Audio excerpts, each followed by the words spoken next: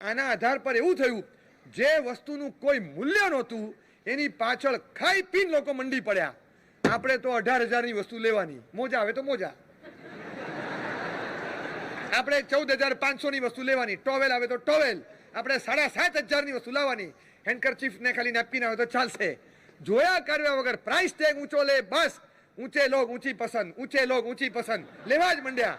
ખરેખર જેનું મૂલ્ય નહોતું એ વસ્તુ પાછળ લોકોએ બેફામ ખર્ચો કરવાનું શરૂ કર્યું.